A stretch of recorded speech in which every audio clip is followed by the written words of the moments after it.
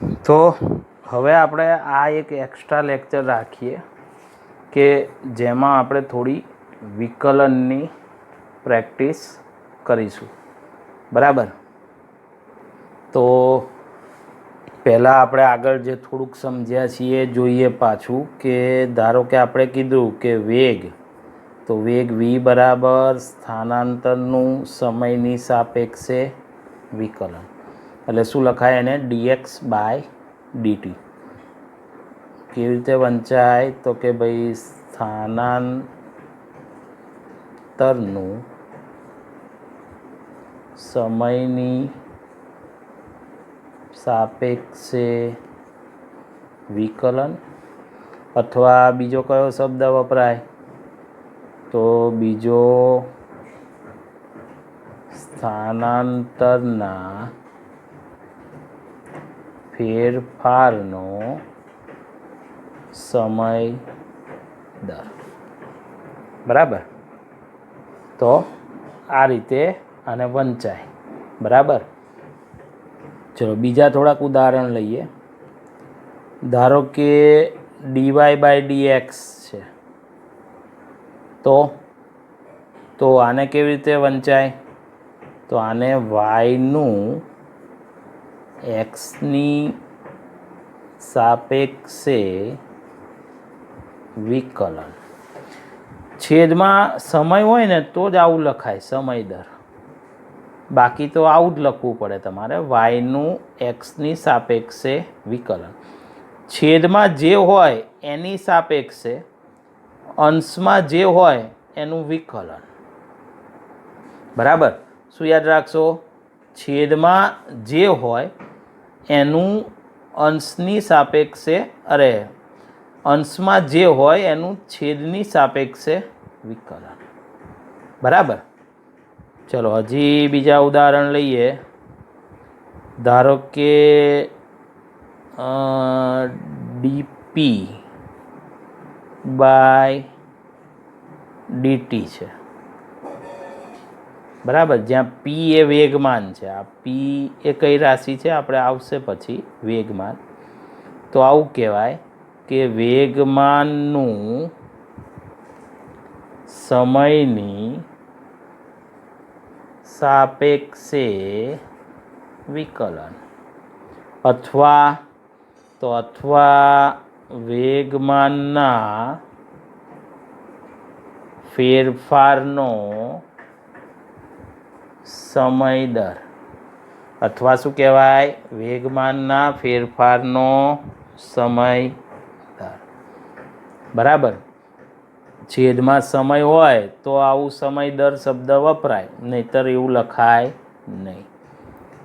પછી dq by dt 12માં આવશે. q વિદ્યુત ભાર છે, q કઈ રાશિ? વિદ્યુત ભાર. તો શું કહેવાય તો વિદ્યુત ભારનું સમયની સાપેક્ષે વિકલન, અથવા વિદ્યુત ભારના ફેરફારનો સમય દર, બરાબર. તો આ રીતે આ બધા વિકલનો આપણે થોડાક જોયા, બરાબર ને. એ જ રીતે dy બાય dt આપણે 12માં આવશે. I એ વિદ્યુત પ્રવાહ છે, એટલે આ શું કહેવાય તો વિદ્યુત પ્રવાહના ફેરફારનો સમય દર, અથવા વિદ્યુત પ્રવાહનું સમયની સાપેક્ષે વિકલન, બરાબર. એ જ રીતે હમણાં આપણે કીધું કે dv બાય dt આવશે આપણે, એટલે આ શું થયું વેગના ફેરફારનો સમય દર, અથવા વેગનું સમયની સાપેક્ષે વિકલન, બરાબર. તો આ રીતે વિકલન લખી અને એને વાંચી શકાય, બરાબર. હવે વિકલન કરવા માટે આપણે એક જ સૂત્ર વાપરવાનું થાય, બરાબર. એ સૂત્ર જોઈ લઈએ. ધારો કે d/dt x⁴n એટલે dx⁴n/dt એટલે xની n ઘાતનું tની સાપેક્ષે વિકલન. શું કર્યું કહેવાય? xની n ઘાતનું tની સાપેક્ષે વિકલન. આ સૂત્ર છે હો.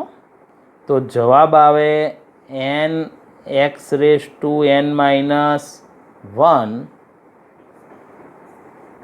Into dx/dt.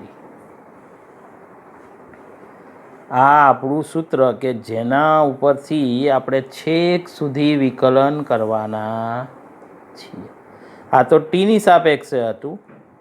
એના બદલે જો xનું xની સાપેક્ષે લઈએ, x⁻n નું xની સાપેક્ષે, તો nx⁻n−1 અને અહીંયા શું લખાય? dx/dt હતું ને, એમ અહીંયા પાછું dx/dx, પણ એ તો કેન્સલ જ થાય, બે સરખા હોય એટલે. કેમ? કેમ કે xનું xની સાપેક્ષે વિકલન કેટલું થાય? 1 થાય. એ તો અહીંયા જોયું ને આપણે, કેન્સલ થઈ જાય. તો પછી આ લખવાની જરૂર નહીં, તો આ સૂત્ર. એટલે જો xનું xની સાપેક્ષે, tનું tની, yનું yની આવી રીતે સરખા હોય તો પછી આ જ સૂત્ર ખાલી nx⁻n−1. પણ જો xનું બીજા કોકની સાપેક્ષે હોય તો જોડે પાછું આવું લખવું dx/dt. સમજાયું? તો આ વિકલનનું આપણું સૂત્ર કે જેની મદદથી આપણે છેક 12મા સુધી વિકલન કરીશું. એક જ સૂત્ર. એટલે આના ઉપરથી શું લખાય કે જો xની n ઘાત હતી તો ઘાત ક્યાં આવી? આગળ આવી. એટલે ઘાત આગળ આવે અને પછી પાછી n-1 અને ઘાતમાંથી 1 બાદ થાય. આ વિકલનને સૂત્ર જે છે એને શબ્દોમાં યાદ રાખવા માટે, વિકલનનું સૂત્ર કેવી રીતે યાદ રાખવાનું કે ઘાત આગળ આવે, ઘાતમાંથી 1 બાદ થાય, એ વિકલન. સમજાયું? કેવી રીતે યાદ રાખવાનું? તો ઘાત આગળ આવે, ઘાતમાંથી 1 બાદ થાય, આ વિકલન. અને આના ઉપરથી જ આપણે આખું 2 વર્ષ સુધી વિકલન કરીશું ફિઝિક્સમાં. ફિઝિક્સમાં વિકલન માટે આ એક જ સૂત્ર. સમજાયું? બરાબર. તો હવે આપણે આ સૂત્રોનો, 2 સૂત્રો જે છે, એટલે આ એક જ સૂત્ર છે ટૂંકમાં, એનો આપણે ઉપયોગ કરીને થોડાક વિકલનની પ્રેક્ટિસ કરીએ. એટલે તમારે 12મા સુધીનું વિકલન પૂરું થઈ ગયું, તમને સમજાઈ જાય. બરાબર ને? તો એના માટે થોડાક આપણે વિકલનવાળા સૂત્રો લઈએ પ્રેક્ટિસ માટે. બરાબર. તો પહેલાં આપણું વિકલનનું સૂત્ર પાછું લખી લઈએ. કયું હતું કે dx⁻n/dx હોય તો ઇઝ ઇક્વલ ટુ ઘાત આગળ એટલે n આગળ x⁻n−1 અને જો dx⁻n/dt હોય એટલે બીજા કોકની સાપેક્ષે હોય તો આ તો આવે જ, ઘાત આગળ ઘાતમાંથી 1 બાદ થાય, એ તો લખવાનું જ, પણ જોડે પાછું dx/dt. સમજાયું? તો આ આપણું સૂત્ર. ચલો, તો હવે એના મદદથી આપણે થોડાક વિકલન લઈ લઈએ એટલે આપણે તૈયાર થઈ જાય, પાક્કું થઈ જાય આપણું વિકલન. બરાબર. તો ચલો હું પહેલાં લઉં xની 2 ઘાત, x² નું વિકલન. આને શું કર્યું કહેવાય? x² નું વિકલન. જો આ રીતે લખાય d/dx x². તો x² નું વિકલન કરવાનું છે. તો આપણે જોયું ને, ઘાત હોય એ આગળ આવે. ઘાત કેટલી છે અહીંયા? 2. તો તો 2 આગળ આવશે. પછી જે આ રાશિ હોય એ એક્સ, અને પછી ઘાતમાંથી 1 બાદ થાય એટલે આ 2 માઇનસ 1. તો 2 માઇનસ 1 એટલે જવાબ કેટલો આવ્યો? 2. 1 જાય એટલે 1 જ વધે ને 2માંથી, એટલે 2x. તો ડી બાય ડી એક્સ, એક્સની 2 ઘાત હોય તો એનો જવાબ આવે 2x. સમજાયું? તો આ રીતે વિકલન થાય. ચલો હવે આપણે લઈએ ડી બાય ડી એક્સ. ધારો કે એક્સ ક્યુબ છે, એક્સની 3 ઘાતનું વિકલન. તો ફરી પાછી ઘાત કેટલી? 3. તો ઘાત આગળ આવે, એક્સ ઘાતમાંથી 1 બાદ થાય. બરાબર? તો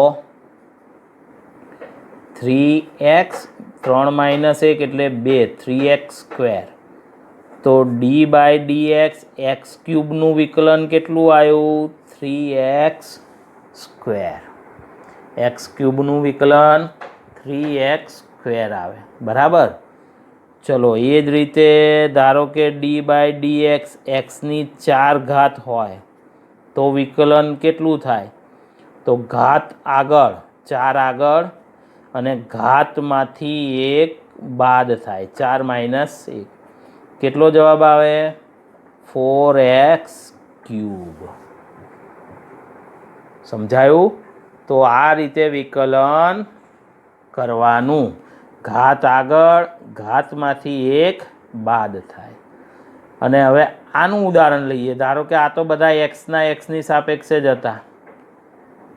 હવે બીજા કોકની સાપેક્ષે હોત, ધારો કે dx²/dt હોત તો x²નું વિકલન તો 2x તો થાય જ, પણ જોડે dx/dt પાછું લખવું પડે. કેમ કે અહીંયા બધે તો શું હોય કે અહીંયા જોડે આ dx/dx જ આવ્યું હતું ને, એટલે એ તો કેન્સલ થઈ ગયું. પણ છેદમાં એક્સનું એક્સની સાપેક્ષે ના હોય તો પછી તો એ જોડે આવે, એ છેદ ઉડે નહીં. બરાબર? એ જ રીતે ધારો કે dx³ હોત તો x³ તો વિકલન કેટલું થયું હતું?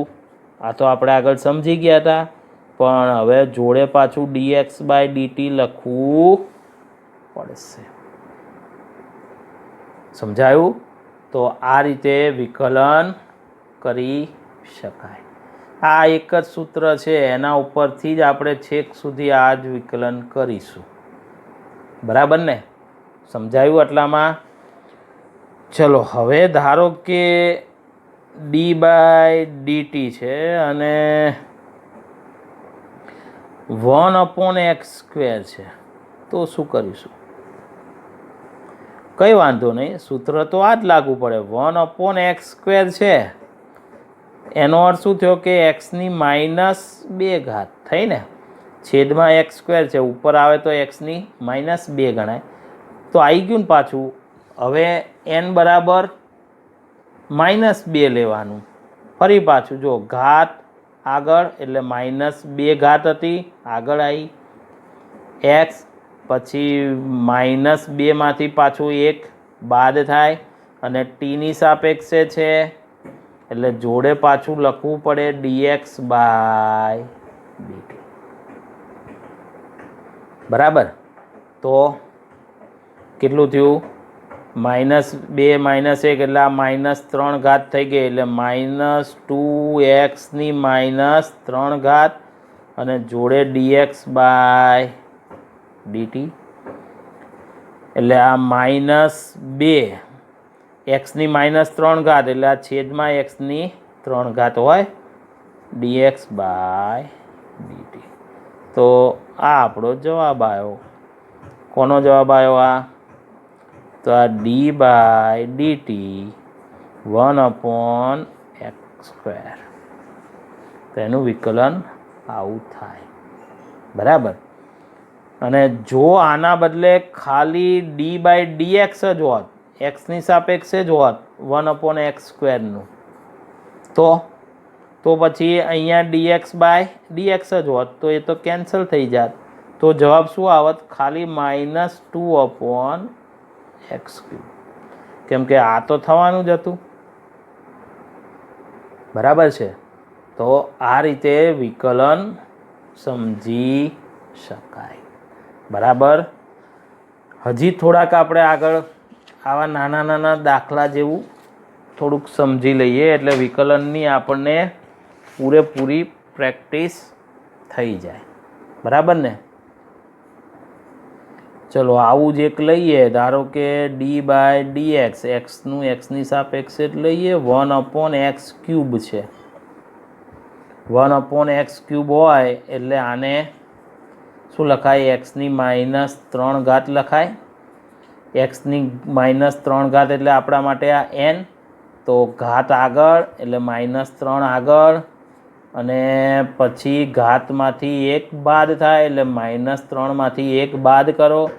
જોડે dx/dx આવે પણ એ તો કેન્સલ થાય. તો પછી જવાબ કયો આવ્યો?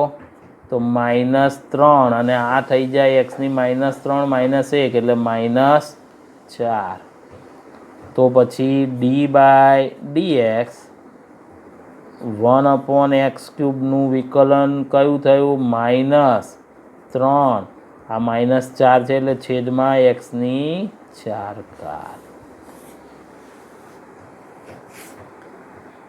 બરાબર છે. તો આ રીતે વિકલન કરી શકાય. વિકલન એટલે ટૂંકમાં ફેરફાર. વિકલન એટલે ટૂંકમાં શું કહેવાય? ફેરફાર કહેવાય. બરાબર. તો હજી થોડાક વિકલનના પ્રેક્ટિસ માટેના નાના દાખલાઓ લઈ લઈએ. ધારો કે d/dx હવે આખું સમીકરણ છે ને એનું વિકલન કરવું છે. આવું સમીકરણ છે. ધારો કે 2x² + 5x + 2. હવે આવું સમીકરણ છે એનું વિકલન કરવું છે. તો કોઈ વાંધો નહીં. d/dx ને અંદર ગુણી નાખો. બરાબર ને? એટલે જો પહેલાં આ પદ જોડે ગુણાશે. હવે એટલું યાદ રાખવાનું કે અચળાંક હોય કે સંખ્યાઓ હોય એનું વિકલન થાય નહીં. અને જો કરવું પડે તો 0 થાય. કેમ? કેમ કે અચળાંક કે સંખ્યા હોય એમાં ફેરફાર થાય નહીં. અને વિકલન એટલે ફેરફાર, ડિફરન્સ. બરાબર. તો આ અચળ છે, આની જોડે ગુણાકારમાં છે એટલે એનું વિકલન નહીં થાય એટલે 2 બહાર લખાશે. dx² નું વિકલન થશે dx એટલે d/dx અહીંયા ગુણ્યું પછી વત્તા આની સાથે એવું થાય 5 વિકલનની બહાર લઈ લેવાના, એનું વિકલન ના થાય. તો એક્સનું વિકલન એક્સની સાપેક્ષે જ છે અને +2 d/dx. હવે 2 તો સંખ્યા છે અને અહીંયા કશું છે નહીં વિકલનનું. તો આ વિકલન કેવું મળે? 0 લેવાનું. એટલે સંખ્યા હોય અને એનું વિકલન જો ફરજિયાત કરવું પડે તો એ જવાબ કેવો આવે? 0. પણ સંખ્યાની જોડે કંઈક વિકલન કરવા માટે હોય આવી રીતે તો એને વિકલનની બહાર લઈ લેવાના તો ચાલે તમારે, તો 0 ના થાય. પણ જ્યારે કોઈક સંખ્યાનું વિકલન કરવાનું થાય અચળાંકનું તો એ 0 થશે. બરાબર.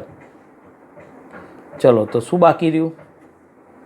2 × dx² x એટલે x² નું વિકલન. તો x² નું વિકલન કેટલું થાય એ તો આપણે આગળ જોયું, 2x થાય. બરાબર ને? x² નું વિકલન ઘાત આગળ ઘાતમાંથી 1 બાદ થાય એટલે આ 1 વધે એટલે 2x વધ્યા. ચલો +5 એક્સનું એક્સની સાપેક્ષે 1. કોઈ પણનું કોઈ એની સાપેક્ષે વિકલન 1 જ થાય. ધારો કે ટીનું ટીની સાપેક્ષે 1. બરાબર. આ યાદ રાખવાનું. એટલે +5 અને આનું 2નું તો કેવું થયું? 0. તો જવાબ શું આવ્યો? 2 × 2 4x + 5. સમજાયું? તો આ રીતે જ્યારે કોઈ સમીકરણ હોય મોટું તો એનું વિકલન તમારે આ રીતે કરવું પડશે, બરાબર ને? ચલો હજી પ્રેક્ટિસ માટે એક સમીકરણ લઈએ. ધારો કે d/dt છે અને વિકલન કરવાનું છે 3t³ - 2t² plus 5t plus 10. ગમે એટલું લાંબુ સમીકરણ લઈ શકાય. વિકલન કરવાની રીત આ જ, દરેકનું અલગ અલગ વિકલન કરી કાઢવાનું અને પછી વચ્ચે જે ચિહ્નો હોય એ પ્રમાણે સરવાળા બાદબાકી કરી નાખવાનું, બરાબર? ચલો તો સૌથી પહેલાં આમાં વિકલન કરીએ તો 3 વિકલનની બહાર આવશે, કેમ કે અહીંયા t³ છે જ વિકલન માટે. તો d/dt t³ માઇનસ અહીંયા 2 વિકલનની બહાર d/dt t² વિકલન કરવાનું થયું, 5 બહાર આવે, dt/dt બાકી રહ્યું tનું વિકલન અને પ્લસ 10, ખાલી 10 જ છે, સંખ્યા જ છે ખાલી, વિકલન 0, બરાબર? ચલો હવે વિકલન કરો. tનું tની સાપેક્ષે t³ વિકલન કેટલું થાય? તો ઘાત આગળ આવી, ઘાતમાંથી 1 બાદ થાય. આ વિકલન t³ tની સાપેક્ષે જ છે, બરાબર? એટલે dt/dt લખવાની અહીંયા જરૂર નથી. ચલો એ જ રીતે 2 પછી t² વિકલન, તો ઘાત 2 આગળ આવે, 2માંથી 1 બાદ થાય, વત્તા tનું tની સાપેક્ષે 1 થાય, એટલે અહીંયા ખાલી 5 વધશે. તો આ કેટલી ઘાત થાય? 3 - 1 એટલે આ 2 ઘાત t² અને 3 × 3 એટલે 9t², માઇનસ 2 દુ 4, 2 - 1 એટલે tની 1 ઘાત વત્તા 5. તો આ જવાબ. તો આ જે આપણને સમીકરણ આપ્યું હતું એનું વિકલન tની સાપેક્ષે આવું થાય. સમજાયું? તો આ રીતે આપણે વિકલન સમીકરણોના કરી શકાય. ખાલી એકલી સંખ્યા હોય તો એનું વિકલન 0 થાય. ખાલી અચળાંક હોય, આ ધારો કે 10 છે, એના બદલે અહીંયા પાઈ હોત તો એનું વિકલન પણ 0 થાય. ખાલી સંખ્યા કે ખાલી અચળાંકો હોય તો એ બધાનું વિકલન કેવું ગણવાનું? 0 ગણાશે. સમજાયું? એટલે આ રીતે વિકલનો કરી શકાય. તો આની તમારે પ્રેક્ટિસ પુષ્કળ કરવી પડશે, કેમ કે આપણે છેક મેં કીધું એમ 12મા સુધી વિકલન આવશે અને આ એક જ સૂત્ર એમાં વપરાશે. અહીંયા તો આપણે જોયું કે આ 2 ગુણાકારમાં હતા, 2 અને x², પણ એમાં 2 સંખ્યા હતી એટલે ખાલી x²નું જ વિકલન કર્યું. પણ ધારો કે બંનેનું વિકલન થાય એવું હોય તો આવું હોય, d/dt x × y હોય તો શું કરવાનું? બરાબર? તો આના માટે સાંકળનો નિયમ છે. આવું બેયનું વિકલન કરવાનું હોય તો એનો જવાબ આવો આવે કે જો x એકને એમનેમ રાખો અને બીજાનું વિકલન કરો dy/dt, પ્લસ બીજાને એમનેમ રાખો, પહેલાંનું વિકલન કરો dx/dt. આવું સૂત્ર છે એક, બરાબર ને? એક એમનેમ રાખો, x એમનેમ રાખ્યો, બીજાનું વિકલન કર્યું yનું dy/dt, પ્લસ y એમનેમ રાખ્યો dx/dt.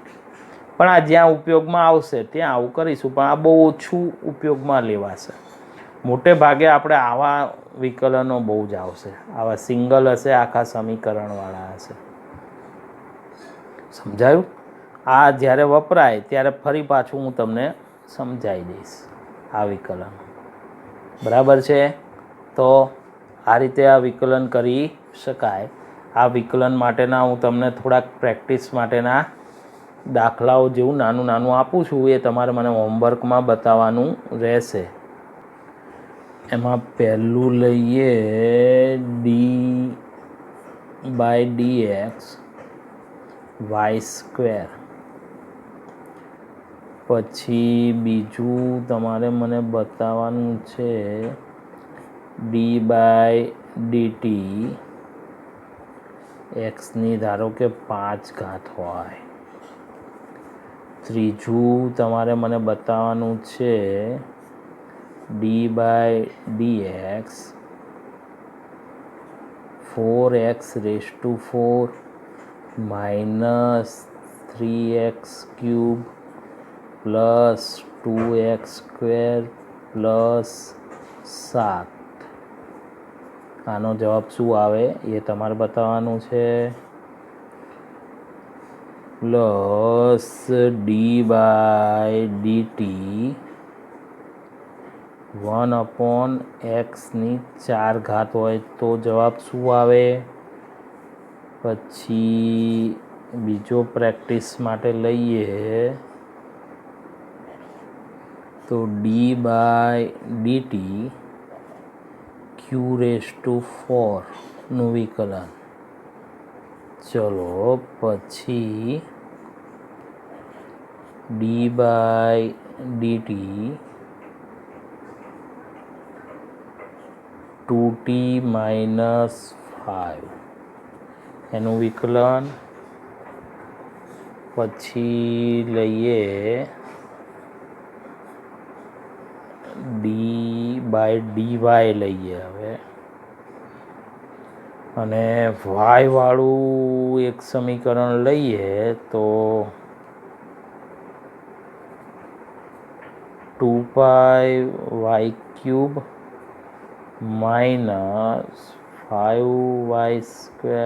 + 5.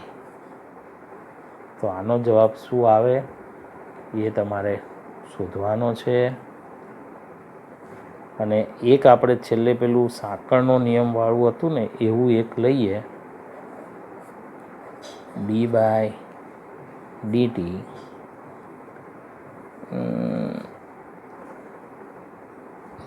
એ તો ખાલી સૂત્ર જ લખજો ને x × yનું શું થાય.